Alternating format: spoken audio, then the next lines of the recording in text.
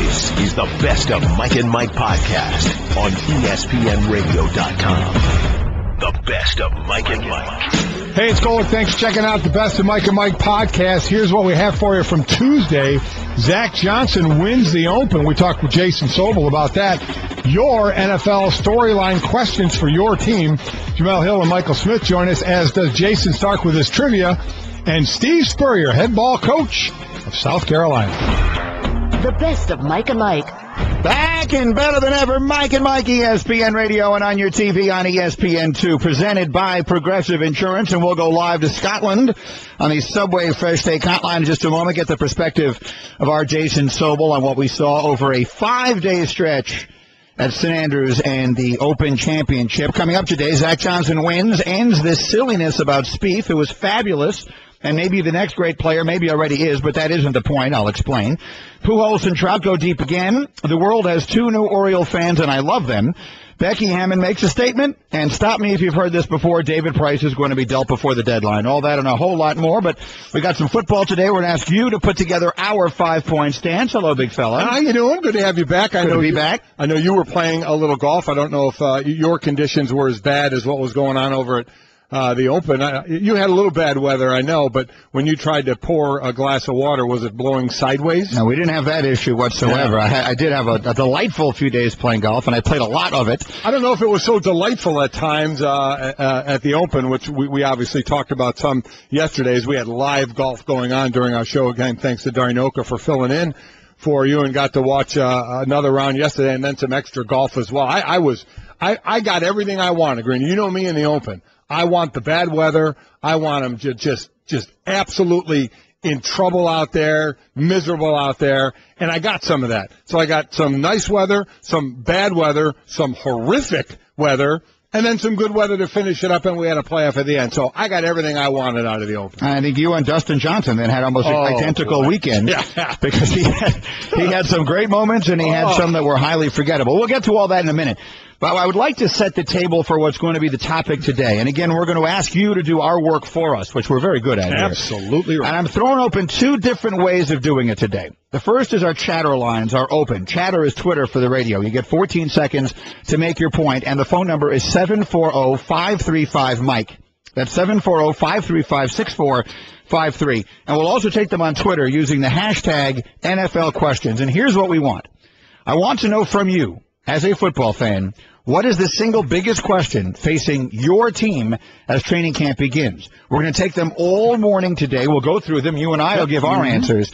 Then we will pick what we think are the 5 best from the AFC, 5 best from the NFC, and we will actually tomorrow get answers to your questions. We'll go live to each of those cities. Wherever it is that we pick the 5 biggest questions that are coming directly from you, we'll play your question for the person who covers the team, and we'll get you the answer. So we'll do those tomorrow. Today, we'll take your questions all morning long. Again, chatter, 740-535-6453, and on Twitter using the hashtag NFL questions. Yeah, it's great to do. So you'll get our answers today, and then from your teams, basically, in that area tomorrow, we'll give it to you as well. We did a little grill Golic yesterday, and it's about that time. I was talking about, I was telling a few rookie stories myself, as rookies report in the next couple of days. They, in some places, will report before the veterans. That this was about that time when Chris, my wife, kind of knew it was time for me to get out. You start getting a little antsy. You start to know what your body's going to go through, and you start to get ready and jittery and want to go. And that's where a lot of these rookies and, some of the vets, they have mostly till next week, but some of them are this week as they get ready to report these rookies at their first training camp. Yeah. So we'll start them. And again, mine is fairly evident. Again, we'll take them from you on your team. And for me, there's really only one. I mean, the New York Jets have a new question developed a couple of weeks ago, which is how much of an impact will the loss of Sheldon Richardson for the first 4 games have? And the only way I can look at that one is to say, look, he could have suffered a sprained ankle in training camp and missed the first 4 games also. So I'm going to live with that one. There's really only one big question about the Jets, and we'll get more into this in a minute because we got Jayson Sobel ready to go. But the really big question for the Jets is it's all about the quarterback. The quarterback now has a legitimate offense with legitimate weapons. Can he take the step forward and become a legitimate NFL starter? That's all they need. They don't need him to become Peyton Manning. I don't think that's on the list of options. No, I don't think that's happening. But if he just becomes a legit middle-of-the-pack won't kill you NFL starter, I think that they are a good enough team in other places that they could make a run at a playoff spot this year. We'll get more into it as we go. Yeah, we'll break down your team because I know that's your question. Maybe I have to phrase the question. I have to figure out exactly what the question is because that's what we want from you today. Again, Twitter and chatter. What is the one big question facing your team as training camp? Here's how you phrase your question. Quarterback? And I have 140 characters, so I can put like 131 question marks. Exactly. No, I still need to put the hashtag. Yeah. Hashtag NFL questions. I can do something in the neighborhood of 122 question marks. Yeah, so we'll get the point. Which is about how many they probably need. Let's go live to Scotland. Our own Jayson Sobel, ESPN senior golf writer, covering the British Open for us over the course of the last few days. 5 to be exact. Zach Johnson winds up winning, surviving a 3-man playoff yesterday. Not until a very end when Louis Oosthuizen had a putt that rolls by that could have extended the playoff yesterday and does not. So, Jayson, let's start with the winner because I feel like it's unfortunate, but this is one of those tournaments where most of the conversation will not be about the winner. But for Zach Johnson, it is his second major. The list of those who've won at Augusta and at St. Andrews is a pretty distinguished and short list. So for Zach Johnson, obviously a huge day, and I don't want to call it career-defining or career-redefining, but for him, obviously emotional and an enormous win. Yeah, no, a terrific win for Zach Johnson. Now has 12 career PGA Tour wins, and 2 of them, of course, are at St. Andrews and at, of course, Augusta National. So you're talking about the hallowed grounds of the game of golf, and, you know, this is obviously career-defining and perhaps get Zach Johnson into the Hall of Fame at some point. Yeah, I would think as well. He was, as Greeny said, very emotional yesterday after the win. I would imagine Jordan Spieth was emotional after his missed putt on 18 as well. He was indeed. Let me just give you quickly the list of those who have won the Masters and have won the Open at St. Andrews. Right. The list is now Sam Snead, Jack Nicklaus, Seve Ballesteros, Nick Faldo, Tiger Woods, and Zach Johnson. Yeah, it's a pretty good list. It's a pretty good list and not a long list at all. So he gets that win. It is a shame. I'm glad you started with him because there were others that you went to first, like a Paul Dunn, the amateur up there, then what Leishman had actually was 16 under until he gave one back at 16. And then, of course, Jordan Spieth trying to continue the slam that was going on to get that third one. And while he didn't, I would imagine still his showing, Jayson, still proves that he could be what we all think that he may be. I don't want to sit here and go the next Tiger, but, you know, what we were talking about with Rory, we seem to have put that aside a little bit, even though Rory had been number one going into this, and all that talk seems to be about Spieth. Yeah, and Jordan Spieth is never going to lose this under the weight of expectations. He was going to win or lose because of the way he played, and I think I mentioned this to you guys last week. The fact that Jordan was able to compartmentalize, I think is what was most impressive to me. He wasn't standing over his tee shot on the road hole thinking about setting history. He wasn't standing over that chip shot, the approach shot, They wound up spinning off the green back into the Valley of Sin on the 18th hole, thinking about trying to tie fellow Texan Ben Hogan with winning those 3 major championships. So he's very impressive, impressive in everything, impressive in his post-round comments. He wasn't crying. He wasn't making excuses. He actually stayed out there. I thought maybe the most impressive thing about Jordan Spieth was an hour after he finished, he was standing there after the playoff waiting for his friend Zach Johnson and congratulated him on the victory. Just a very, very impressive young man all the way around. And like you said, he will be back. This is not the end of any sort of major run for Jordan Spieth. I would not be surprised to see him a month from now whistling straights, trying for a third leg still of the Grand Slam, and 3 out of 4 would not be very bad this year. Now, clearly, Jayson Sobel is with us live from Scotland. The one thing, if there is room for improvement, and he's only 21 years old, so there's got to be plenty of room, needs to make 4-foot putts. Right? I mean, he rolls in these bombs every now and again that are miraculous, but it's really whatever it was, 4 or 5 feet that he had on 17 more than anything that cost him the tournament yesterday.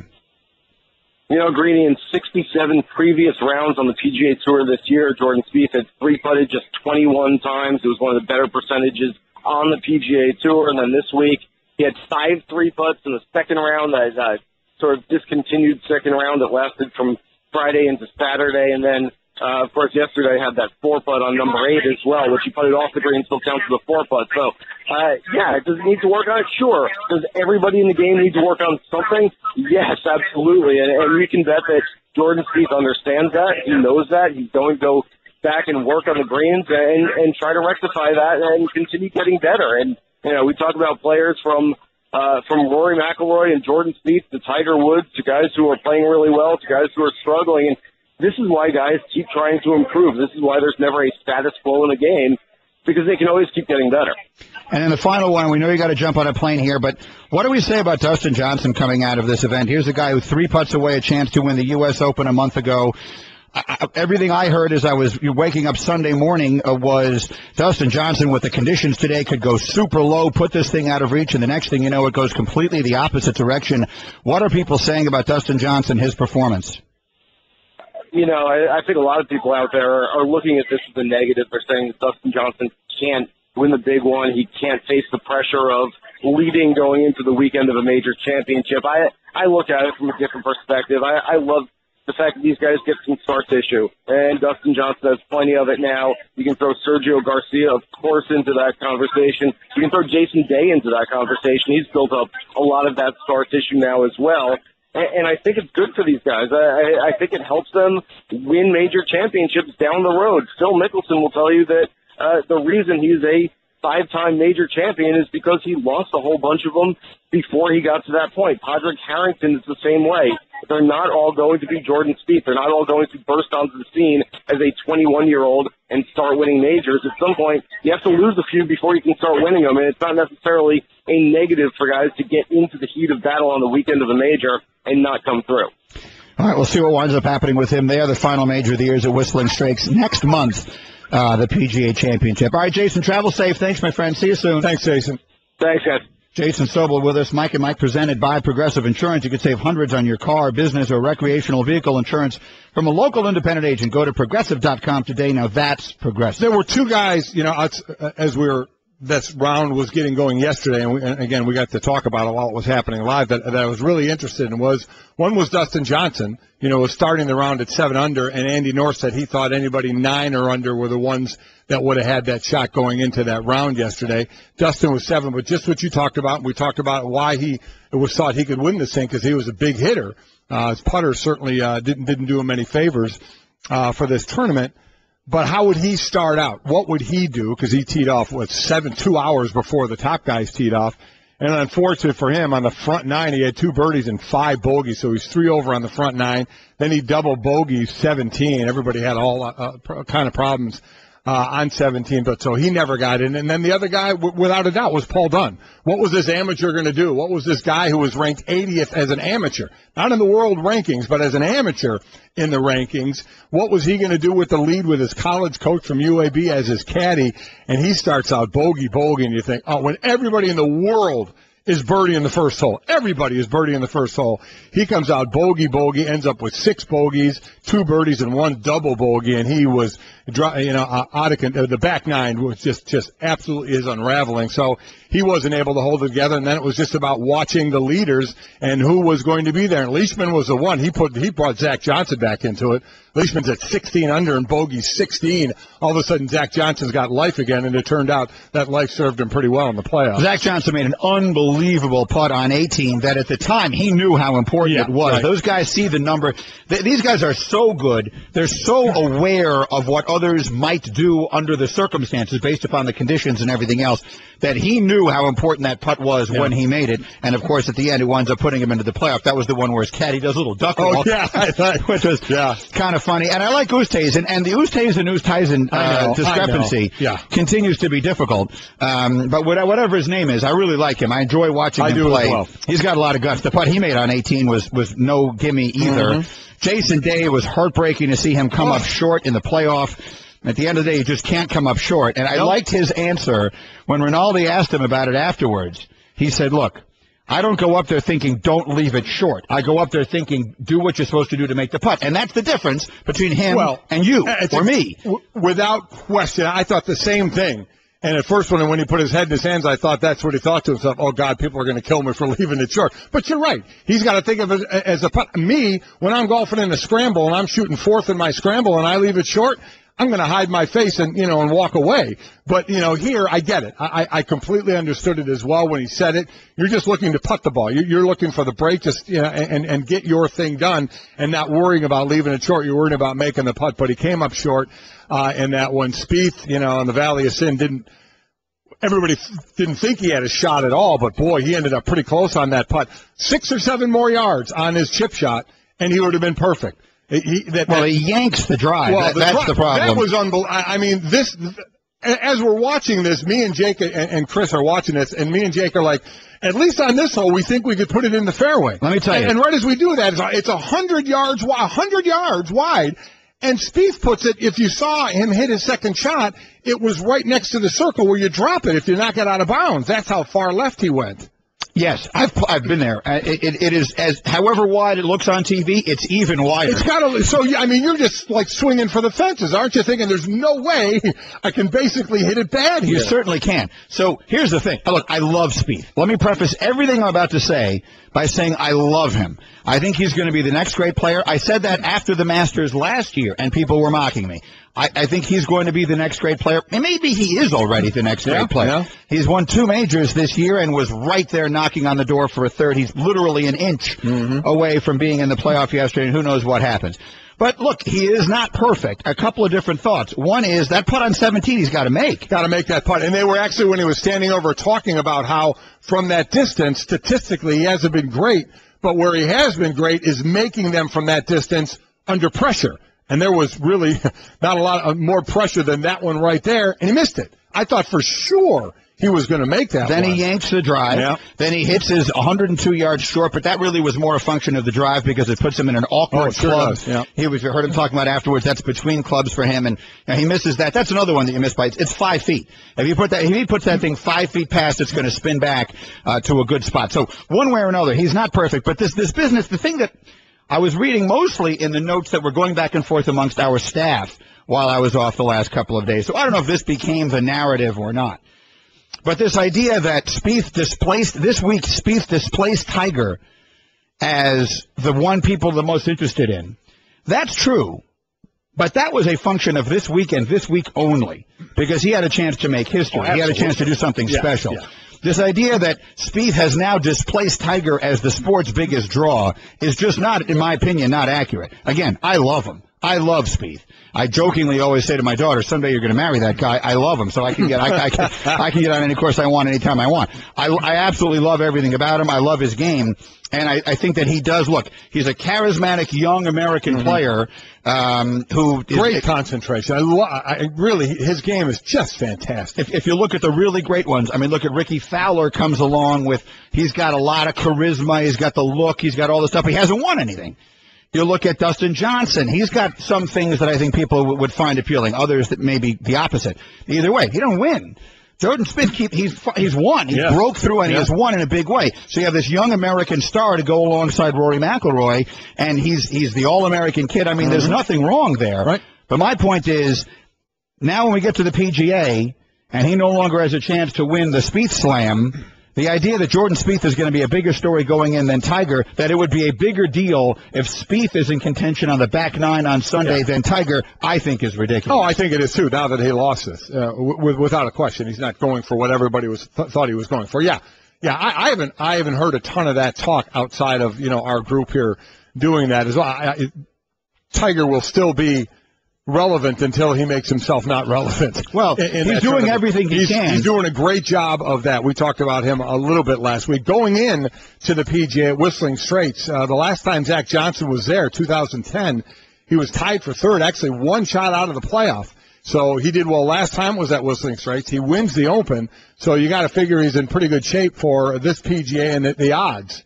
I'll think again. He's 50-1. Mm-hmm. Jordan Spieth is the favorite at 9-2, Rory at 7-1, and then Day, Dustin Johnson, Adam Scott at 15-1. Dustin Johnson, this is the course where Dustin Johnson hit out of a bunker and didn't know it was a bunker. Yeah, exactly. And it cost him being in the playoff. Then you got Fowler, Rose, and Stenson at 20-1.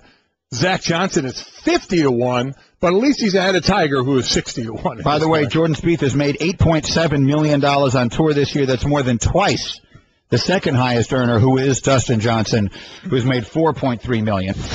The best of Mike and Mike. Mike and Mike. We've talked a lot about Jordan Spieth. I just picked the wrong wedge out of the bag on 18, so I've made a lot of the right decisions down the stretch and certainly closed plenty of tournaments out. You know, this just wasn't one of those, and it's hard to do that every single time. So I won't beat myself up too bad because I do understand that. I don't see any reason why he'd be beating himself up. I mean, the event is so hard. He was right there at the end. You're talking about the matter of feet. I understand that this is these guys' lives, but I thought he played great. Oh, you know, if he's Dustin Johnson, I could see beating himself up after this weekend. I don't see Jordan Spieth beating himself up. I don't know about beating yourself up, but what a long play. When you're one, I disagree a bit. When you're one stroke off, the what ifs, not for that last round, but for the entire tournament, come into play. So I do think, you know, when you just, I think they're both bad. When you implode like Dustin Johnson did, you know, he's got to start thinking, my God, you know, this is my legacy right now going on and what's happening. With Spieth, these guys, what do we always hear from any athlete that we have on about his past? They always remember the bad over the good.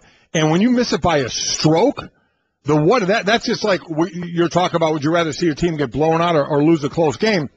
And to me, it's always lose a close game, but there's a lot more what-ifs of what one play could have changed that, and I think that rides with you. At least, as I say, that long play ride home, you're thinking of day 1, day 2, day 4, day 5, you know, because it went 5 days of where maybe, you know, you could have done a little better. I think that absolutely is in his mind. Yeah, but there's a difference between it being in his mind and beating himself up, which is to say, I think the mentality of these guys, I can't put myself in their heads, but I follow it closely. I listen to the things they say.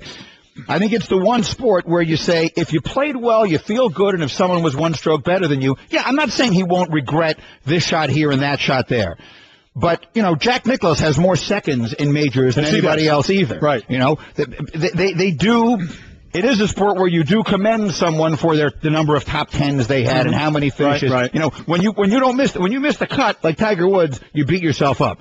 When you're Dustin Johnson, you beat yourself, in my opinion, and you were leading after the second round and you wind up teeing off 2 hours before the leaders on Sunday, you beat yourself up. He's 1 shot, he's 1 inch away from being in the playoffs. I absolutely think he beat himself up. Absolutely think he beat himself up for a while, whether it was just about yesterday or the rest of that tournament. I think he had to be sick. I don't think you'll see that publicly. The kid handles himself so well. He does. No doubt about that. He needs to just stand there and make 5-foot putts. Between now and Whistling Straits, I think he needs to do nothing else. And I forget who it was that said it on the telecast, but as it was happening, as he was lining that up, was it Azinger?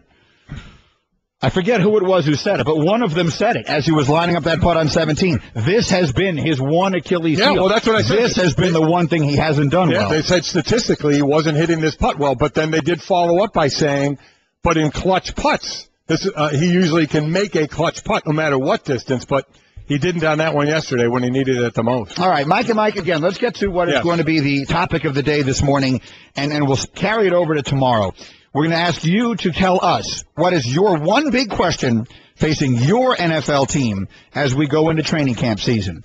And what we'll do is we'll play them all morning long. You and I will kick around our answers. But then at the end of the day, using your questions, we'll pick the 5 best from the AFC and the 5 best from the NFC. We'll do 2 5-point stances tomorrow, and we'll get you your answers directly from the horse's mouth. We'll go to the teams that you have your questions about, and we'll get the answers. Let's start with this.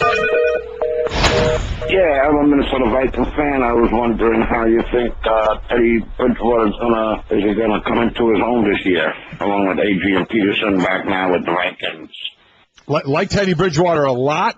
We thought he was the best prepared pro coming into the game, and he's certainly, forgetting numbers, he showed to me a ton of poise in the pocket, release in the pocket, touch in the pocket, and timing in the pocket. I thought he did well on a lot of those categories. You give him now Adrian Peterson, and you give him a bit of a running game. Kyle Rudolph, stay healthy at tight end, a big target for him to throw to. We talked about this in Grill Golic. The Vikings were one of the questions. This is a team I kind of watch out for a little bit. I really kind of watch out for them. I think Green Bay is the leader in that division.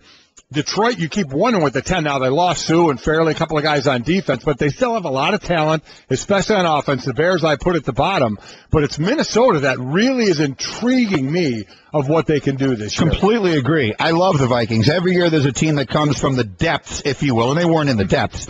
But every year there's a team that seems to come, quote-unquote, from nowhere and surprises everyone, and that is definitely a candidate. And I think that you have put your finger, the caller, on the right question, which is, you said it yourself just now, Mike, Bridgewater was viewed coming in as the most ready quarterback to play from that class. But what was the knock? Does he have a higher ceiling? Right. Does Bortles have the higher ceiling? Bortles goes way ahead of him. In this past year, if you watch it, now, Bridgewater was on a better team, but not a much better team. He was a better team, but you're right, not a much better one. I'm with you. Bridgewater was much more ready to play. Yes, you can see it. Yes. The question is, as Bortles progresses, does he start reaching that ceiling we thought we saw, and where does Bridgewater sort of level out? That's the question. If Bridgewater takes a step towards becoming a really good NFL quarterback, I think the Vikings could be really good. Agreed. The team in good shape. I really think so. I like this one here. Hey guys, this is RG3's make it or break it year. Have we done enough on the offensive line to secure his maximum potential? Okay, let me start before I let you answer. How many make it or break it years is RG3 going to have? But that said, the fact that he gets hit as much as he does and all that, is that people will look at it and say, well, the offensive line. I know they had the big injury last year early in the season. But is that a function of the offensive line, or is it, as some will say, his lack of decisiveness back there that causes him to get hit as much as he does? What are your thoughts going into this, which is now, I guess, year 4 for RG3? Like anything, it's a combination of the two, of him holding on to the ball and the line struggling, because the line certainly did struggle. I don't think there's any question about that. They got Brandon Scherf, this tough. You come from Iowa, Kirk Ferentz' team in Iowa. You're a tough player. He played left tackle. He'll go over and play right tackle. Big kid, about 320-pounder, fit perfectly there, could play inside as well. He's one of those guys that was left tackle. Who knows if and when he'll get back to left tackle. He could be an inside guard or look like he'll start out at right tackle for him. I think that helps an awful lot. But this is more an RG3 of how, just what I talked about with reading in the pocket, throwing the ball, timing, all those things Teddy Bridgewater has been doing well. RG3 is not. He has not been doing that well. Some of it a function of the O-line, yes. But I think a lot of more of this is on RG3 and how his reaction improves in the pocket. Washington's quarterback sacked on more than 10% of their pass attempts last year. Third worst in the NFL. Speaking of the Skins, they made a decision yesterday. They announced something yesterday that I don't understand at all. I'll see if you can explain it to me. We'll continue to take your questions. Jemele and Michael are on their way, and we'll explain how yesterday was a day we may all remember for reasons you probably don't even know yet. Mike and Mike. Geico presents Strange Savings Stories. Astronomers detected an interstellar transmission. It stated, Geico, 15 minutes could save you 15% or more. The implications were staggering. Was the cosmos telling us we could all save hundreds on car insurance with Geico? Or did their radar merely pick up a signal from the nearby Rufus and Clyde's morning show? We may never know. Geico. 15 minutes could save you 15% or more on car insurance. The best of Mike and Mike. Mike and Mike. We roll along. Mike and Mike presented by Progressive Insurance. Our guests usually appear on the Subway Fresh Take Hotline, except for those times when they're good enough to come spend some time with us in our studio, hanging out with his and hers. Michael Smith and Jemele Hill are here. You see them weekdays at noon on ESPN2, and then the re-air 4 o'clock on ESPN2. And some days. Kind of a floating thing. Yeah, lately it's been interesting. Yeah, we've been. We know how you feel. Yeah. And then, of course, the podcasts, which drop on a regular basis. I always see sometimes. Again, a floating situation. Yeah, well, lately we've just been so swamped, and our podcast listeners have certainly let us know about how much they miss it, which we appreciate. But as you all know, we're out at the ESPYs, and before that we did Comic-Con. So we've been on the road for a little bit. A couple of things quick. I loved we had Arsenio Hall on to break down you guys' skit. I thought that was fantastic. Also, you mentioned the ESPYs. You look beautiful at the ESPYs. Oh, thank you. And then my wife was the one who first said it.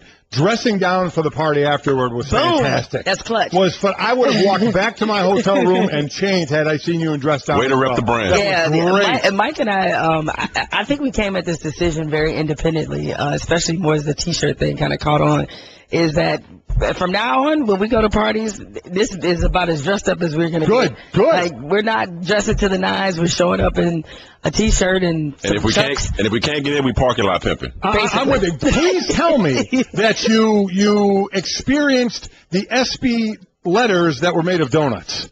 No. That was one of the greatest things Where I was saw. That was somewhere in there. Somebody tweeted a picture of it. Huge SB letters, and they were made of donuts. I would have been stationed there. Y'all have done the show from there. Wow, in my jeans and a T-shirt. Yeah, Granny Dog, that's totally. I missed that. Okay. Before we get to the sports topics of the day, there is one other thing that I would like to ask about. I was in San Diego about 2-3 weeks ago visiting my father out there, and everywhere I looked, there was signage for Comic-Con and all that kind of thing. And I've never been to it, and you see it. What is it like, Michael? Can you give us, for those of us who've never been there and are just sort of fascinated by the concept, because I think Comic-Con used to be something that we made fun of. It was just for geeks, and now obviously it's become, from an industry standpoint, such an incredibly important event. The biggest pop culture convention going. What is it like being there? Insane. Yeah. Insane. You walk the convention floor, the convention center floor, and it's just so much energy. It's so crowded. It's like walking through a crowded, it's like walking through Manhattan. You know, Times Square. It's just so much going on. Everybody's more freakish than even Manhattan, though, isn't it? Well, Manhattan could be interesting. A lot of people are there dressed as the Predator. Yeah, a lot of people are dressed up. A lot of people are just blending in. You never know. Stan Lee has walked around Comic-Con and nobody noticed him because it's that crowded and that intense. But to your point, Greeny, about it being a geek and a nerd convention, think about all the popular shows and the popular movies that people are checking out. Their cast, their production staffs, they're at Comic-Con. You know, people is it The Walking Dead, like the highest rated show? The Walking Dead's there. Breaking Bad. So it's not just about comic books or superheroes or that sort of thing. It is a huge pop culture, and as you mentioned, it's an industry event. Yeah, and like Halle Berry was there, promoting her new show. So a lot of the sci-fi shows and anything kind of in that same category, they show up there. I think probably the biggest thing that was there this year was Star Wars. Mark Hamill, I believe, and Carrie Fisher and Harrison Ford surprised everybody by coming, in addition to people from the new cast. So I'll say this. It's funny because Mike and I mean, people know that we like the movies, and when I was a kid, I used to collect the comics.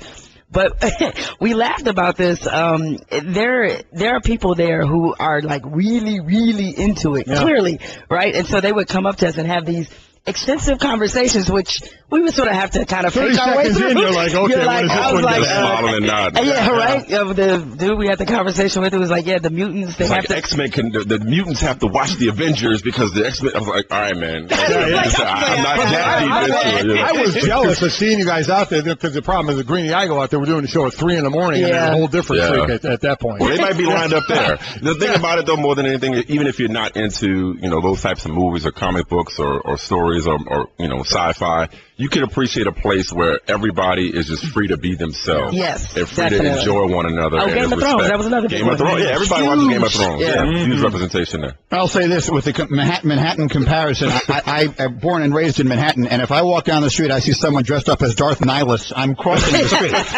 Mike and Jemele and Michael are here with their Subway Fresh Take. Start your day at Subway with an egg white and cheese topped with new guacamole. Subway, eat fresh. This one thing I really want to get to. We have a limited time with you guys today, but I will. But first, let's get your take on our big question of the day. We're throwing it out there for our listeners and using the hashtag NFL questions. What's the single biggest question facing your NFL team going into training camp? We'll pick 5 from each conference today, and then tomorrow we'll go live to each of those cities and get answers for our fans. But so, Jemele, we'll start with you. What is the single biggest question facing your NFL team this training? Well, I'm a big 49ers fan, so I think you guys know pretty much where this is going. Where do you start? Where do you start? I mean, how do you everything that happened in the offseason in between Jim Harbaugh and the player attrition, the offseason just felt like such a train wreck. So how do they recover? What happened? I mean, I have more than one question, really. I mean, what happens with Colin Kaepernick? Because obviously Jim Harbaugh was key with his development. Jim Tomsula, so many questions about him. So I just think right now, I think the expectations are really low for their season, and am curious as a fan, how will they respond to all the controversy and everything that happened? Defense took a beating with free agents and the retirements. Retirements that went on. There are many, unfortunately for you, Jemele, that think this is going to be the last place team in that division, and even the Rams are going to be above them. Everybody got better but them. They really, really had some subtractions from that team. And then you throw on the top of that, just as you mentioned, that's a lot of these teams, it's a quarterback question. And with Colin, it certainly is. You know, what direction does he go this year? Michael, how about you? Well, full disclosure, I don't have a favorite team. Once I started covering the league and covering all 32, I kind of let go of my fandom. Greeny did too. He doesn't even like the Jets. No, I don't think that's a different reason. I'm completely impartial. Yeah, and people say, oh, you have to have a favorite team. No, I don't. However, I do have rooting interest, mainly in being right. And I have invested myself in the most interesting man in the league, and that is Chip Kelly. I am rooting for Chip Kelly to be right and to shut all these people. Jesus looks at me. Okay, go ahead. Jemele, to shut all these people up who questioned his methods. Jemele used the phrase spirit animal a lot. Yeah. Chip Kelly is very much my spirit animal because I'm a tinkerer. You know what I mean? Going 10-6 and making the playoffs wasn't enough for him. And there's been a lot of debate and discussion, some of it ridiculous in my opinion, about his motivations for some of the personnel decisions that he's made. I think it's been under one guise and one only, and that's to make the team better. And if Sam Bradford is healthy, the biggest question to me is whether or not Chip Kelly can make Sam Bradford anything close to what he's expected to be coming out of Oklahoma. And I didn't have a lot of high expectations for Sam Bradford when he came out, so I question that. We were just talking about Philadelphia a little bit ago with some of the additions I certainly do like Byron Maxwell, the cornerback, Kiko Alonso. I have no clue what he's going to do coming off the ACL. You lose both your guards. I do like Kelsey at center and Peters out at left tackle. But, again, there's the quarterback position. And the one thing I said, Michael, I think what Chip's doing is, in the NFL, you like to get great players at positions. I think he really believes so much, and the proof will be in the pudding, in his system, that he can find guys that can play in his type of system and win. They're not necessarily the best in the league at their position in a lot of cases, but he thinks he can fit guys into the system that he wants to run and be successful. It worked for a lot of years and has worked for a lot of years for Bill Belichick. But the difference is Bill Belichick has Tom Brady. Right. Well, it is. But Tom Brady was a 6th-round pick, as we all know, and when he took over, he wasn't the same guy that he was now. Early on in the process, and a lot of players chafed at this notion that it was about Belichick's system and not so much about the players. And defense. But it's always about the right players to run the system, to make the system look good and make the system successful. I'm only saying that to say that, Belichick, there were some doubts about him early on until he started winning. Once he started winning, he was Teflon when it came to his decision-making. For the most part, people still try to question Bill Belichick's personnel decision-making. Chip Kelly, whether people want to admit it or not, he still has that whole college coach thing hanging over him that he wants to be bigger than the players. I think Chip Kelly is smart enough to realize that his system is only going to be as good as the players he selects to run it make it. Now, I don't get that sense from him in terms of, he wants to be the star of the show. My only criticism was just that he just seems to be getting a lot of effusive praise with proven a little bit in this league, but not as much. He doesn't have rings yet. Exactly. The genius label. I'm like, well, we don't really know that yet. He was certainly a great college coach. I believe that he can eventually make it work. I didn't have any problem with the personnel moves that he made, despite the controversy they seem to call. I just wanted to hold off on labeling somebody a genius before, they actually did something that was genius. For what it's worth, he, in his 2 seasons there, they are one of 3 NFC teams to win 10 or more games in each of the last 2 years. Only the Seahawks and Cardinals are the others. Obviously, last year they fell short of the playoffs. Okay, we're Mike and Mike, presented by Progressive Insurance, comparing rates to help you save. Now that's Progressive. Call or click today. Find out how much Progressive could save you. One more thing I want to ask each of you before we get to the topic I was saving. I love Jordan Spieth. There's nothing about him I don't love. You know how much I love golf, and I think he's a terrific player. But this notion that he has displaced Tiger Woods as the biggest star in the sport, to me, is ridiculous.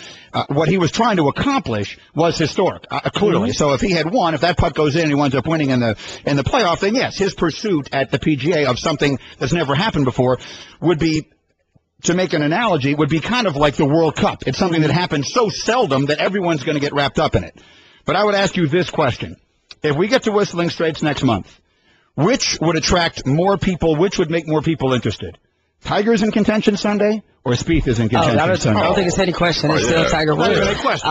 And I hope that golf purists don't take that negatively, because a lot of them will argue you down and say, well, there's so many other great players beside Tiger Woods, and we see how Tiger is playing now, right, which isn't very good. Certainly Jordan Spieth is a better golfer than him, but I think people either underappreciate or have selective memory about how big Tiger Woods was, not just in the sport of golf, but in the world. They were talking about him at one time as being the world's most dominant athlete. Okay, he was on the cover of all magazines, not just Golf Digest. He was on Oprah. Like, we forget how big he was. Jordan Spieth, who I coincidentally saw on Letterman, Greeny, when you helped me get those tickets. Yeah. Jordan Spieth is a great young player, but I think we forget so quickly about how big things are, especially absent of social media at times. I don't think we'll see that again. It's just different. I just don't think we'll see that again. Yeah, the Tiger phenomenon was on a whole nother level in terms of stardom. Had Jordan Spieth completed the first 3 legs of the Grand Slam, maybe we're having a different conversation about the Sunday at Whistling Straits. I think we definitely are. If he's going for the 4, I think we definitely are. But even 3 out of 4 is, rarely been done. But yeah, who are these people? Who are these people? You said because has Jordan Spieth even passed Rory McIlroy in terms of stardom? I'm not talking about in terms of the best right in this now. Country, I think he has. But I've said what Jemele said, and I agree with you.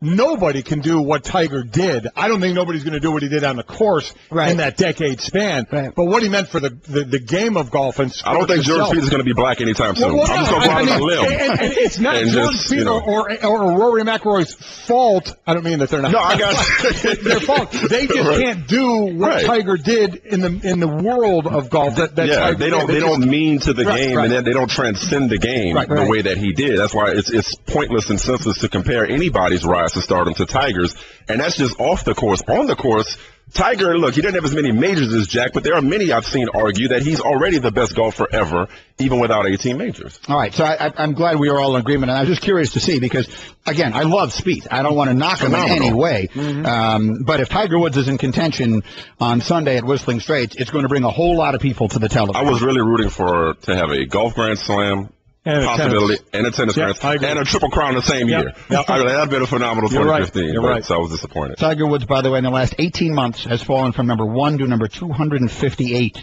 in the official world golf rankings. Oof. Okay, let's get to the one thing I've been saving for you, Jemele, because I remember it's got to be a year ago, maybe more. We had you come in here one time and you were asking us questions, and one of the questions you asked was about the eventuality of a woman participating in a male sport, in a woman playing in Major League Baseball, or whatever the case may be. I don't know about playing, but I think yesterday is a day we're going to remember a long time for reasons that most people probably didn't even pay attention to. Most people are not paying a whole lot of attention to the NBA Summer League, and even the fact that Becky Hammon, who was a woman, was coaching the Spurs team in that Summer League, you might have seen it and probably went in one ear out the other for most sports fans. But they won the championship of that league, and for whatever it's worth, the Spurs had never won the championship of the Summer League. Now, I don't know just how significant that is or it isn't.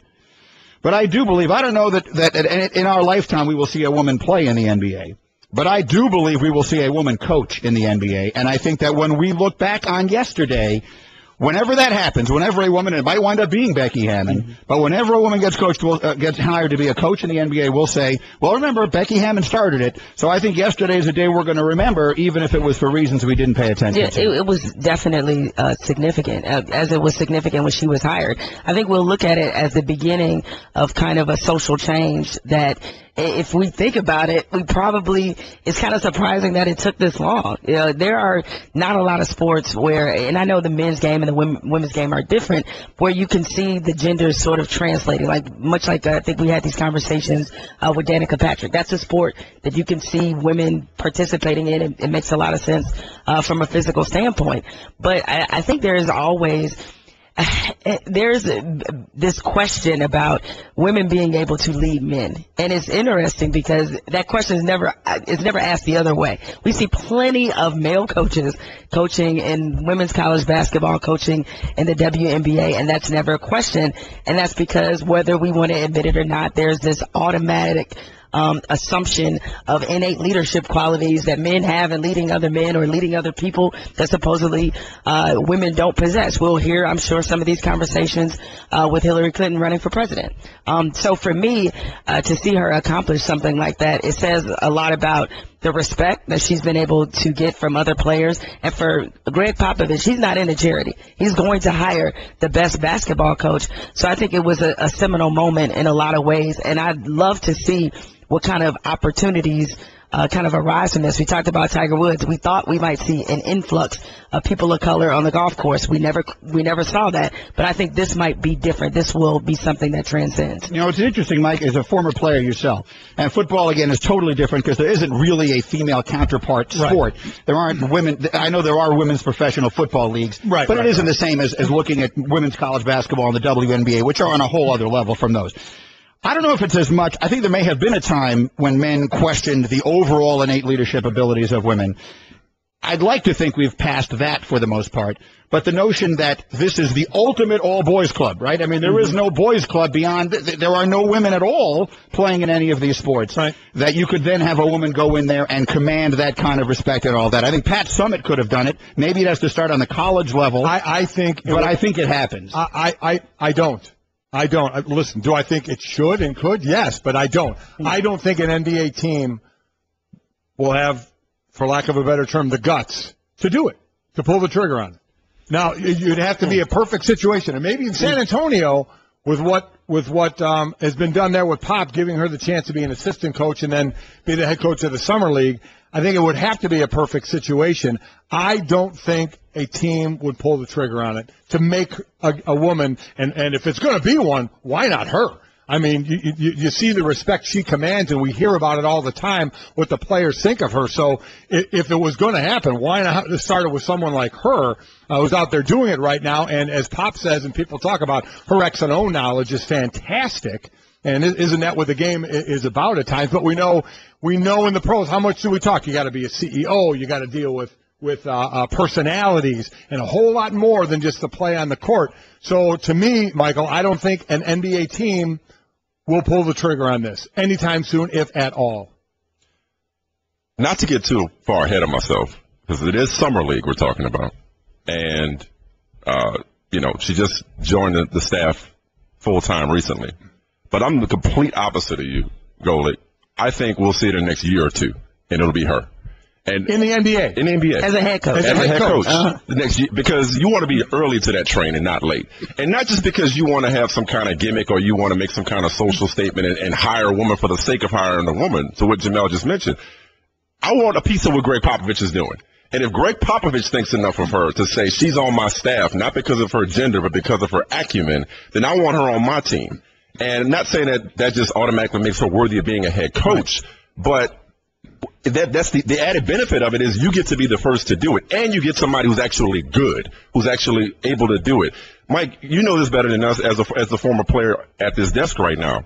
In my experience in dealing with players and covering players are equal opportunity when it comes to tuning out somebody who doesn't know what they're talking about. Male, female, you're coming from college, being a young coach. Remember, it was all about, he's too young to reach. Sure. If you know what players want to be made better, and it's the same with all of us. Matter of fact, I was about to take it to us because we're the same with producers. It doesn't matter what the producer's background is. If you know what you're talking about, we'll do what you say. We'll follow your lead. Same for players. They're not going to look at her and say, what do you know? I know, taking it here to ESPN. I never listen to Doris Burke and think about her being a woman. Doris Burke knows as much, has forgotten more basketball than many of men knows here. But here's that doesn't make any difference to us. Here's the question. It has nothing to do with the players. Players aren't hiring her. So why wouldn't ownership do it? Well, when you're talking about players, then you're going to ownership. That's a different ball. When you're now entrusting your team to be the first one to do it for you mean in terms of dealing with? No, in terms of taking that risk.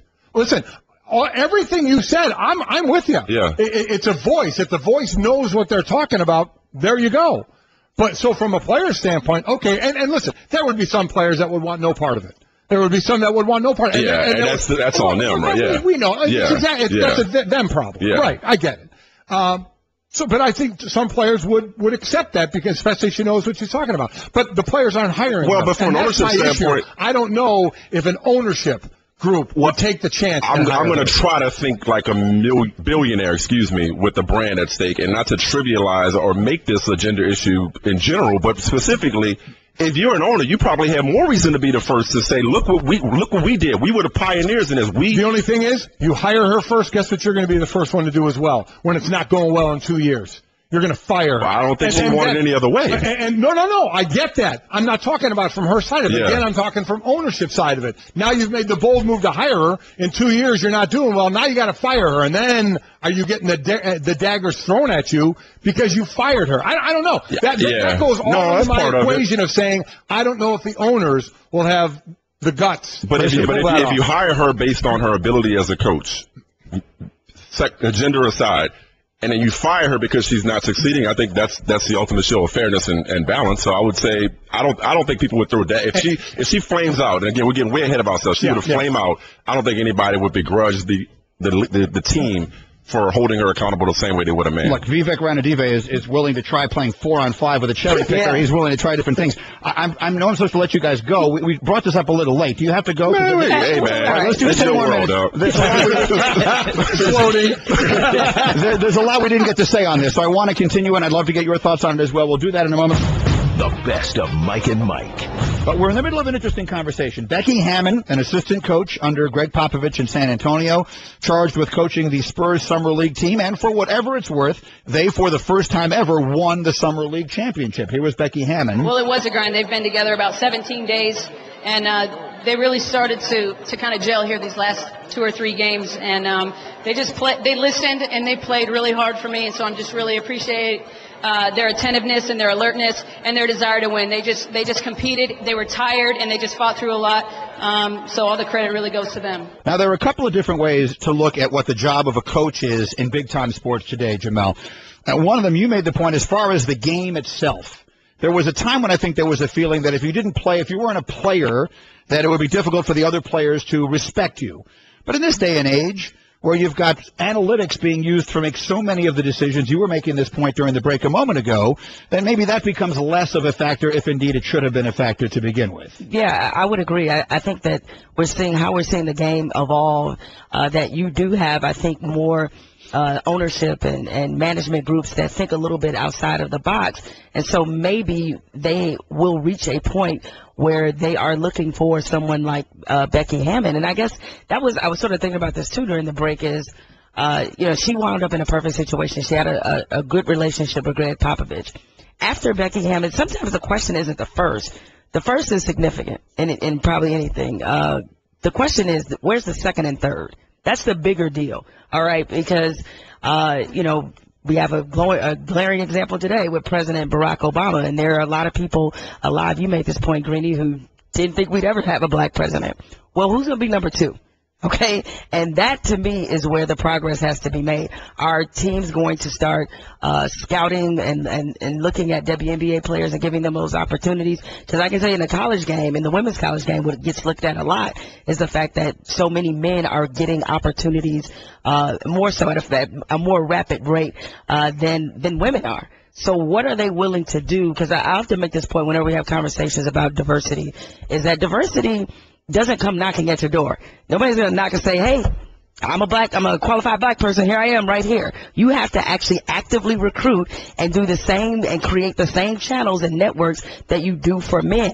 Are these teams, and I think this is probably your concern, Golic, are these teams willing to do that? Well, and I think one of the things is, will the players, because that's the more important job. So to me, the X's and O's, that's just like the ante in a game of poker, right? That just gets you in the door. If you don't know that, then you don't have any business even being in the conversation. Yeah. But the more important job is the dealing with the people, right? Mm-hmm. I mean, in baseball, they call it a manager because you're just sort of managing. You're dealing with who's getting minutes, who's not happy with their minutes. There's always someone who's not happy with their minutes. He and he aren't having a good right now. They're fighting. They're feuding. He's not getting the ball enough. Well, that's what a coach has to do. That was Phil Jackson's genius to me. It wasn't the triangle. It was getting people. It was getting people with colossal egos to all sort of pull on the rope in the same direction. And for what reason? What possible reason would there be to say that a female could not do that in the same way that a male does, so long as the people playing allow them, put her in a position where they allow her that opportunity. And if they don't, then, as you said, Mike, that's their fault, right? It's not anyone else. Well, yeah, but it's also a change. They've never done it in their lives. These basketball players have never had to do that in their lives. So now you're asking them, just talking from the athlete side, to say, now listen to her. Let her run the show here. And yes, absolutely, part of me says if you're not going to give her that chance, then that's a you problem to not do that. But to just sit there and say, oh, they'll be fine, everything will be smooth, I think that's also a naive thought as well. When it comes to the players? Yes, to some of it, without question. I'm actually surprised, Michael, you think it would be from when we talk about ownership, well, if we hired her and 2 years later we fired her, we know it would just be basketball and there'd be no issue. There'd be a huge issue. No, where we are in society. People can always manufacture issues. But that's what I'm talking about. And you know what? That concerns owners because that concerns how many people are coming into their place. So they have to be concerned with the thought process of everybody. They don't want, while they might think it's good to be the first one to hire a woman, they don't want to be the first one to fire a woman. But in management, I don't think you go into it saying, all right, this is going to end badly. Like, when we hire her, we got to worry about perception of a double standard. For any amount of time, you know that in the back of your head, we're hiring this person, and you're already thinking about when you fire them? Start rattling off the coaches that have been with their team more than 5 years. You're hired to be fired, but I don't think you hire her out of concern of how it be perceived when you inevitably have to fire. You hire because it's going to do well. Michael, you can't tell me that every ownership group out there, if they sat down and said, let's talk about hiring a woman, that one of the first things that comes up in that discussion is going to be, well, what happens when we have to fire her? You know it will. Then get out of the meeting. Who's the Debbie Downer in the room saying that? But you can say that all you want, but that's who's in the meeting. Yeah. So now we got to deal with who's in the meeting, and that's going to be the people in the meeting. So that's why I'm saying it might be a tough call that I don't know if they'll have, again, the guts to make that move. No, listen, I understand what you're saying. You're saying in general, this specifically, but in general, you're saying that there is more to it than simply can she coach or not. There are a lot of other issues. What about the coaches on the bench? What if she got hired in 2 years and Tyronn Lue is considered the best assistant out there and waiting to get his chance? So she's David Blatt? Is still an assistant. But you know what I mean?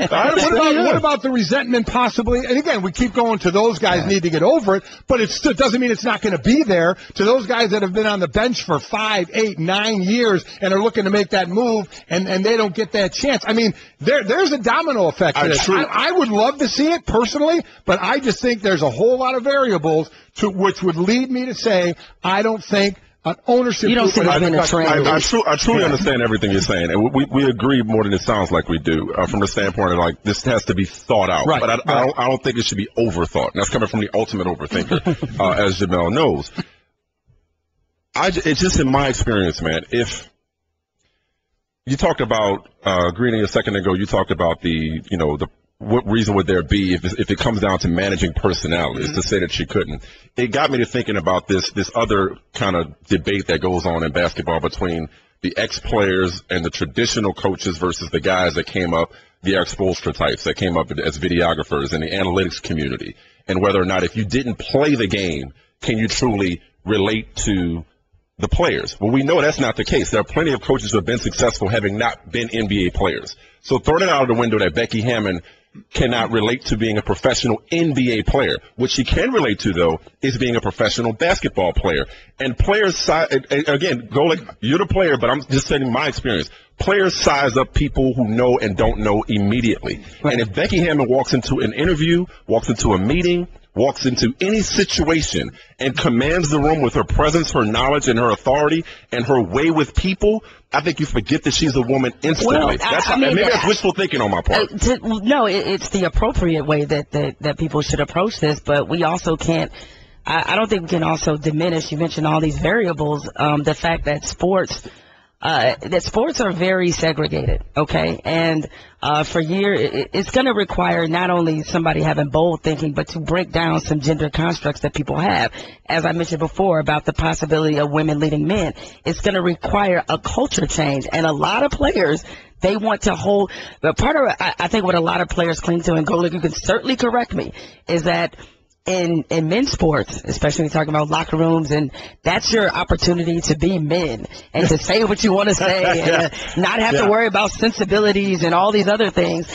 And even in the language of sports, I make this point all the time, is that sometimes I think everybody's raised differently, and we should all be, you would think that respect for women is something that people are teaching in every home.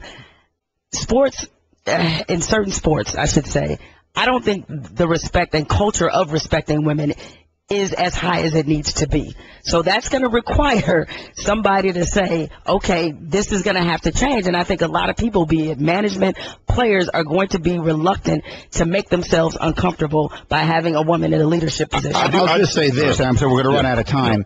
Do you know who Indra Nooyi is? Indra Nooyi is the CEO of PepsiCo, which is one of the biggest companies in the world. I've done a bunch of events for them every year around the Super Bowl and stuff like that. Their CEO is a woman. Let me tell you something. When she walks into the room, you just look at the faces of everyone. I didn't need to be told she was the boss the first time she walked in the room. You get used to it immediately. Yeah. All right? She's the boss. And everyone treats her like she's the boss. You know this the second she walks in. You know what it's like when someone walks in who's a really important person. Everyone all of a sudden sits up a little straighter. Their answers become a little more direct. They're looking everyone a little more in the eye. That's how it is when she walks in the room. I've been there and seen it. I think that after a couple of days, that stops being the case. And as you said, either she knows what she's doing or she doesn't. They got plenty of guys that don't know how to coach. You know what I mean? So it's like... but Mike, you and I both know, I make this point all the time, like, I could stumble on a stat or something and mess something up completely innocently, and the first thing somebody will say to me, maybe not the first, among the first they're five going to say things, to get in the kitchen. They're going to tell me to I was actually going to say, we're sitting with a player here, but I'm also sitting... There's not that many women in our industry who are opining on a day-to-day basis. So I'm not naive to the different stumbling blocks ahead. And I feel compelled to while we're celebrating this, to also pump the brakes, because just because she coached the team to the summer league title doesn't mean she's ready to be a head coach tomorrow. I really don't want to get too ahead of myself. I'm simply saying that if she's got players to respond, and she has a respect of the San Antonio Spurs organization, the preeminent organization in the NBA, if not one of in all of sports, that should be all the endorsement another organization needs to take a serious look at her sooner rather than later to be a head coach in this league. All right, at this point we're even, because I've made you late and you've made me late. So his and hers today at noon Eastern on ESPN2. Thank you, guys. Thanks, guys. We appreciate you having us. Mike and Mike. And now, for Geico's edition of Stuff Found in Your Car, we go inside your side door pocket. Hello, yes, the crumpled receipt with gum in it. From your anniversary dinner, you sprang for expensive wine, your server was Beth. That dinner was a couple $100. Money you could get back if you switched to Geico and saved hundreds of dollars on your car insurance. I bet you'd save that receipt, frame it even. But really, where did I go wrong? Was it the corkage fee? Geico. 15 minutes could save you 15% or more on car insurance. Visit geico.com today. The best of Mike and Mike. Here's what I don't like about our answer to Jayson Stark's trivia question this morning. It's too obvious. As amazing as Zach Greinke has been this year, he's actually 41-14 over the last 3 seasons. And that makes him one of just 3 pitchers who are at least 25 games over 500 in that time. Think he can name the other 2?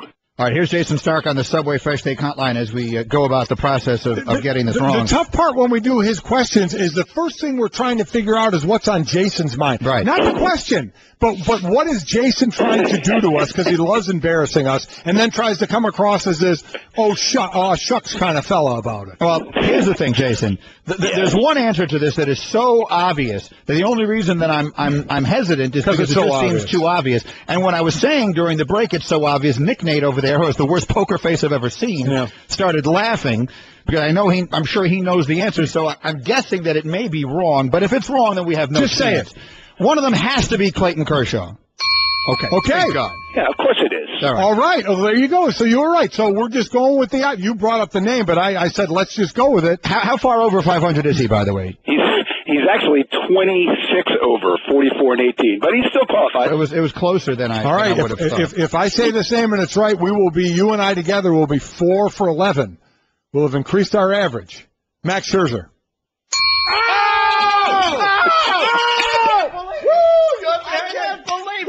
I was sure that was wrong. Woo! Yes! We are back! You know what? I don't even want to say that we're back would suggest we were ever anywhere in the first place. But we did get it right. I was sure that was wrong. Me too. Sure it was wrong. There is no way that those... They seemed obvious that it would be right, because we know Jayson to be dastardly. Jayson, here's what we think of you. I turned to Golic and I said, there's no way he'd give us a question where the answers are Clayton Kershaw and Max Scherzer. And, of course, you did. I I don't know why you think I'm so sneaky and devious, other than the fact that I'm often sneaky and devious. That was great. Okay. All right. I feel good about myself. Oh, me too. I feel good about you. Well, all right. Well done. Jayson Stark is with us here. All right, let's get right into it because we are now 10 days from the trade deadline, and let's start throwing the names out there. What we see overnight is the Detroit Tigers, according to various reports, are ready to start selling off pieces, namely David Price and Yoenis Cespedes. Now, their front office is denying that and saying, look, in a week and a half, we could get red hot and anything could change. What is your sense of the market right now for Price and Cespedes, and do you believe they will both be traded? Okay, I don't think they're quite there yet, but it's certainly a team to watch. Look, I know the Phillies people who are very conscious of the starting pitching market because they're out there shopping Cole Hamels, believe David Price is available. And if the Tigers are out of contention, look, they have to put him out there. I don't see how there's any way, frankly, that they can sign him. Just do the math. They owe $105 million next year to Miguel Cabrera, Justin Verlander, Victor Martinez, Ian Kinsler, and Anibal Sanchez. So where's the room for another $30 million contract? But now let's think this through from the other direction. I think it's actually going to be very hard for them to sell. Their owner, Mike Golic, is 86.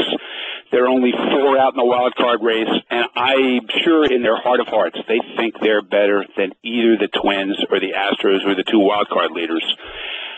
Their stars are aging. Price is probably gone after this year. They're built to win now. So I would say if they don't get blown away by an offer for David Price, they will take their chances on trying to sneak into the wild card game and hope that if they run Price out there in a one-and-done game, they have as good a chance to advance as anybody in that league.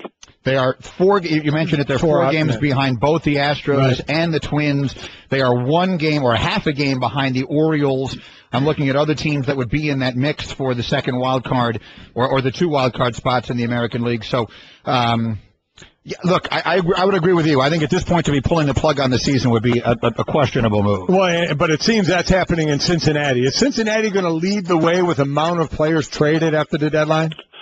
I think there's a good chance of that. They certainly have the most players out there that teams are interested in. And, it's a little tough to gauge right now if they trade everybody. Johnny Cueto is going to get traded. Mike Leake is going to get traded. But then when you take the next step and say, are they going to wind up trading Aroldis Chapman? I don't think that's a sure thing yet. Are they going to trade Jay Bruce? I think there's an excellent chance, but not certain yet. Marlon Byrd is another possibility. They've got a long shopping list, and they've got a lot of motivation to sell, but they really only have 2 guys in Cueto and Leake who are rentals, and they almost have to move. Mike Jayson Stark is with us. Give us a couple of other names that you think will be moved that could be difference makers between now and July 31st. All right. Well, I mean, the Phillies are the team that I think everyone's watching because of Cole Hamels and Jonathan Papelbon. Me personally, I actually don't think it's a lock that they trade either one. In Papelbon's case, they might have missed their window on him. They had a chance to trade him last month when there were really no other closers on the market. Now they're in a window where guys like Aroldis Chapman and Craig Kimbrell, Tyler Clippard, Francisco Rodriguez are all out there. It's possible that they don't get Papelbon moved. Still a lot of complications with the back end of that contract. And in Hamels' case, Ruben Amaro told me yesterday, again, that he doesn't feel any sense of urgency to move Cole Hamels unless he gets an equitable deal. He's been looking for a huge return for 12 months now. It's a price no one has wanted to pay. Now we've got complications of Andy McPhail as another voice in this mix, along with Pat Gillick. There's a lot of people trying to stir the pot in Philadelphia. I think the 2 teams to watch here are the Dodgers and Cubs, but especially the Dodgers. If Zach Greinke opts out, and why wouldn't he, their starting rotation next year would consist essentially of Clayton Kershaw, period. And so there's no team has more of a motivation to go get Cole Hamels than the Dodgers. But if the Phillies continue to ask for either or both of their 2 best prospects, Corey Seager or Julio Urias, that's just not going to happen. Mike Jayson Stark, yeah, let's turn our attention then to the buyers. The Cubs are an interesting one because they face that dilemma of they have so much youth. At what point do you start moving some of it to bring in players? Do you believe this is potentially a championship season? And then the other one is the Mets. whose pitching has been so good that despite what happened to them yesterday, they're right there in the mix with the Nationals, and they can't hit at all. So do you expect them to go out there and make a move to add some offense? They don't need a bat. I mean, they need 3 bats, but obviously their fans will start with 1 or settle for 1. Do you see them making a move? Yeah, their fans have been waiting for that move for a long time, and I just don't see any indication that the Mets are going to make a major deal for a bat. I think at this point, even incremental deals, just to lengthen that lineup would be really helpful to allow those pieces to fit together better. But, you know, what Mets fans always ask is there money involved? Because money continues to be an issue for that team, and you can figure out why, I think. The Cubs are a really fascinating story. You know, other teams kind of look at them as a team they're almost in a bonus year, right? Their ETA to really contend was next year. But you look around, and if the playoffs started today, they'd be in them. But are they really motivated to move their young players in a go-for-it-now deal for somebody like Cole Hamels when next winter David Price is a free agent, Jordan Zimmerman's a free agent? There's so many options. I actually think that the Cubs will do something smaller, that they're more likely to try to build around their young players than trade their young players in a go-for-it move. It just doesn't make any sense. They're building for the long haul, and they're a really formidable team to watch in the long haul. Jayson Stark, who was sort of in a fair and sympathetic mood today, gave us a reasonable question. We appreciate merciful, that, if you will. So we enjoyed it very much. Thank you very much, Jayson. I always enjoy it when you get those right. I know you don't believe that, but I really do. Thanks, Jayson. He'll come back next week with 2 guys we've never heard of. The answer next week. Next week will be 2 players that we've never heard of. I'm taking next Tuesday off. Thanks, Jason. Thank you, Jason. Mike and Mike. Joining us now in studio with his Subway Fresh Take. He is an icon. He's the old ball coach from South Carolina. The one and only Steve Spurrier is in our studio. A delight to see you, Coach. How are you? Well, thank you, Greeny. By the way, I go as head ball coach in Columbia and in Gainesville. The old ball coach started when I was 2 years in the NFL. Gotcha. So I'm sort of, but either one's fine. Either one works. It's mostly head ball coach. And you know what? When you've been doing this as long as you've been doing, you can basically ask to be called whatever you want to be called. Well, 30 right? years. I've been fortunate, Mike, to last 30 years as a head coach and going into number 31, and we're looking forward to this year. Well, so let's start right there with what we're asking fans out there. What's their biggest question about their team? To you, the head coach, what is the biggest question for your team coming off 6 losses last year, coming into this season, the biggest question for you that needs to be answered? Well, we got a new quarterback, and you were talking about the Cleveland Browns, and I guess they've already appointed their number 1 guy. I've always believed you have competition unless you've got a returning guy who's already proven himself. So we've got 3 quarterbacks that went through the spring. Statistically, they were pretty close. Connor Mitch, Mike Scarnecchia, and Perry Orth. And then we got a young kid who's a very athletic kid, Lorenzo Nunez. So they'll compete in preseason, and we'll name the quarterback there. But right now, you were talking about Amari Cooper. Well, we've got Pharaoh Cooper. Both of them were all SEC receivers last year, both the Cooper guys. And Pharaoh is our leading returning passer. He threw 2 touchdowns from the Wildcat and a couple other stuff.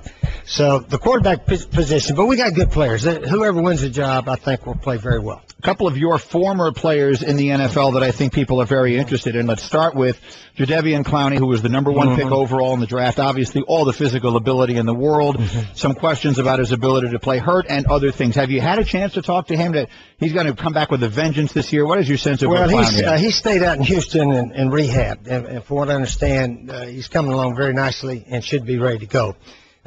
In fact, we found out last year how much we missed Jadeveon Clowney, Kelsey Quarles, 3 starting defensive linemen we did not have, and plus both our starting corners left to go to the NFL. So we struggled on defense last year. I've hired a guy to come in and help us as a co-coordinator, John Hope, who's been in the NFL the last 13 years. He was with me at Florida the last year, 2001, when we led the conference in total defense and scoring defense. So we believe John's going to really help our defense, and along with the coaches we have there now. Let's go some big picture stuff. I think there are a variety of things. This is your 23rd season as a head coach in the SEC, and you mentioned your 31st season as a head coach on the college level. The biggest shift that we've seen in the game has been on the pro level, where all of a sudden it used to be that the colleges would emulate the pros. Now the pros are emulating the colleges. They're all running your offense, basically, in the National Football League. How have you seen that evolve, and how has it changed the way quarterbacks on the college level are coached and taught, considering you don't have to turn them into pros anymore because you're already doing it? Yeah, it is a little different, Greeny. The shotgun, the zone read, everybody's doing it just about. And you got to admit, if a quarterback can run a bit, the defenses don't like that. They don't like to have to worry about that guy carrying the ball. So obviously, Seattle, of course, there's still places for the Tom Brady's and Peyton Manning. So there's a spot for those guys. But the shotgun, almost everybody's in it now. It's a little bit different game. We're all adjusting. We're all trying to keep up with the times. It still comes down to utilizing your talent, what you've got, what you do best. That's what all of us coaches try to do. Utilize our players, put them in position, let them go win the game for us. And and Bill Parcells on our show, and he said it other places, you can only coach what the colleges are giving us in the NFL. And when we see in college, and one reason the read option works some in the NFL and not is you look at a guy like RG3. Sometimes the guys take so many hits, and if I were a defense, that's exactly what I would be doing, is trying to hit the quarterback. But as far as when you see some of these offenses, when the offenses are looking to the sidelines for the play, everybody looking to get their assignment, and the play is predetermined, and it takes a little bit of the read, and there's still some reading, obviously, but it takes some of it out. How much more difficult does that make it for a player like that to move into the NFL to that type of system? Yeah, I think it's a little more difficult when you're in that shotgun, Mike. Obviously, nowadays, the defenses, they're all over the place. They show you something, and then they go to something else. And by the time you lift that foot and start looking at the snap, they may be in an entirely different defense. It's tough.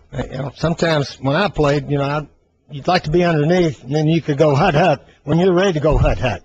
But if you're in a loud stadium, you got to lift that foot, and then you put those hands out, then they all kind of. So you got to sort of scramble. You either hand it off, keep it, or take off, and there is more ad lib, I think. The one thing about that is I hear people saying, well, these colleges should be preparing the players better for the pros. And my thought is that's ridiculous. No. You colleges should be preparing your kids to win in college no matter what your system is. And if it doesn't mess with the pros, oh, well, that's not your job, correct? Exactly.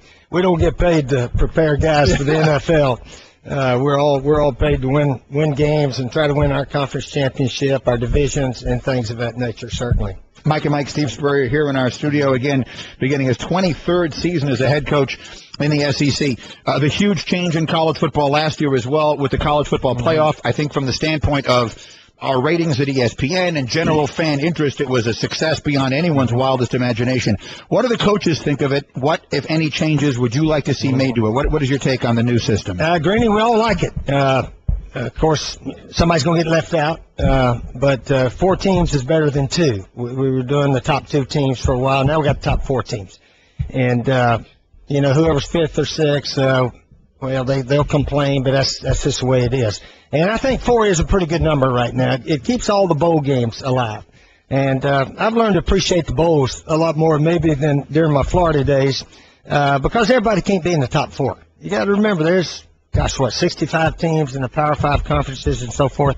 And if you go 6-6, you get a chance to go to a bowl game, and you got a chance to have a winning record. And last year we struggled mid-year, came back, won 3 of our last 4.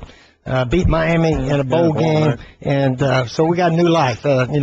Things are good when you have a winning record and win that bowl game. So hopefully the bowls can all stay there and give college football players that opportunity. What do you think of my prediction? Within 5 years, it'll be an 8-team playoff. Could be. It could be, and that'd be fine too.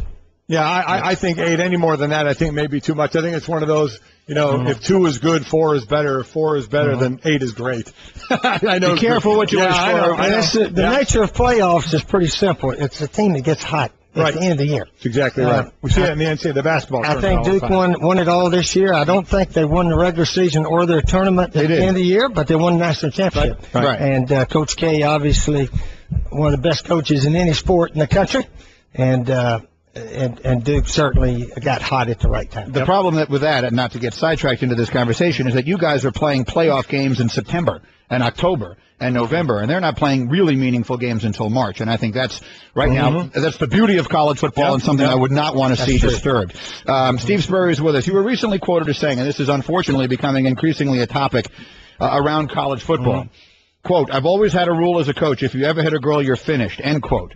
Some might think that should go without saying, but unfortunately a lot of things should. Just overall, your thoughts, we've seen so much more. Maybe it's just more attention being paid to it in the era of social media. Maybe it's just an increasing problem with this sort of violence, and both the pro and the college level. What are your thoughts on it? What can we do differently from what we are doing? Well, Mike, I have had that rule, I think, every year I've been at South Carolina, at least 10 years. And we've lost two players, and I tell the team when they first arrive on campus, all of our freshmen, they know it right now. If you ever hit a girl, punch a girl, whatever, you're finished. You can transfer somewhere else, but you're not going to be on our team. That's just a rule that I have. It's just sort of a personal rule. Some other coaches don't have it. They think they give a guy a second chance, but we don't have second chance on that one. You can smoke pot and get lectured on it. Three pots and you're finished. Right. But, we have our rules for all the other things. And so far, we haven't had anything happen in at least about 8 years now. So I think it's a good rule, and if you enforce it, I think it's really helpful. I think that's the best way the rule works is if you enforce it, and the players actually see the consequences from that. You've been in the SEC a long time. What, to you, have been some of the bigger changes that have gone on from when you started in there to now? Well, somebody told me the other day, they said, Steve, you're the only head coach in the SEC of 14 schools that actually played in the SEC. Most all the coaches now, some of them didn't even play college ball. Hugh Freeze was a baseball player at Southern Miss. But I'm sort of odd. I played 10 years in the NFL. I was sort of successful as a college player, and these guys aren't supposed to be coaches. And but for some reason, after I got into coaching, I tried to learn as much about it as I possibly could. I've been very fortunate to be at the right place at the right time. A lot of good players. A lot of blessed events have happened for me. So, but the SEC has changed. When I got there in 1990, Johnny Majors, coach at Tennessee, he played there. Billy Brewer at Ole Miss. Pat Dye actually played at Georgia, but he was coaching at Auburn. Vince Dooley was played at Auburn, coaching at Georgia. But most of the coaches were guys who played in the conference, and now I'm the last one left. For those who don't know, when he says had some success as a college player, won the Heisman Trophy. Exactly. There's a little bit of success there. That is some success, and he'll be back and hopefully better than ever this year with South Carolina. You still love it as much as when you started? I do, and a lot of things keep me there at South Carolina. First, my family's all there. One daughter lives in Panama City with her husband and kids, but all the other grandkids and kids are there, and two of my sons are on the staff. Steve Jr. is a wide receiver coach, recruiting coordinator. He's been there all 10 years with me. And my youngest boy is one of those quality controls. They sort of assist the assistant coaches that they allow. They get foster on an awful lot, don't they? Well, a little bit. They do a lot of gopher work, but he loves it. And South Carolina is a wonderful place. We got some momentum. We're not picked very high this year, which is good. We were overpicked last year. This time last year we were top 10 in the country, finished 4th, 11-2 and all that. And we struggled a bit, but fought back, won that bowl game against Miami, which that was huge for us. Coach, it's always a pleasure to see you. Thanks for coming by. Enjoy the day here. All right, thank you, Benny. This has been the best of Mike and Mike on ESPN Radio Pod Center. To hear more from Mike and Mike, log on to ESPNRadio.com and become an ESPN Radio Insider. The best of Mike and Mike.